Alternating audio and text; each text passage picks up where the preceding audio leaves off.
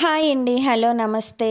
ఈరోజు మనం without oil, without గ్యాస్‌తో chutney ఎలా రెడీ చేసుకోవాలో తెలుసుకుందాం. ముందుగా చిన్నగా కట్ చేసుకున్న కొబ్బరి ముక్కలు కొంచెం, మీ కారానికి తగినట్టు పచ్చిమిర్చి, 3 వెల్లుల్లి రెబ్బలు, జీలకర్ర 1 టేబుల్ స్పూన్, పుట్నాల పప్పు 1/2 కప్పు, కొంతమంది దీనిని వేపుడు పప్పు అని కూడా అంటారు. కొంచెం కొత్తిమీర, రుచికి సరిపడా సాల్ట్ ఇవన్నీ మనం మిక్సీ జార్‌లో వేసుకుని ఒకసారి మిక్సీ పట్టుకుని కొంచెం నలిగాక అందులో సరిపడా వాటర్ పోసుకుని మెత్తగా నలగనివ్వాలి. తరువాత ఇలా నలిగిన చట్నీని ఒక బౌల్లోకి తీసుకోవడమే.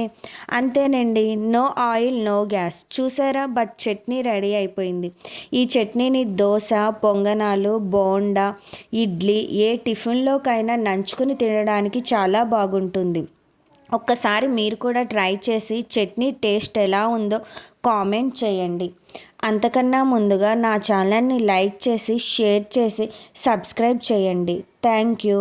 బాయ్.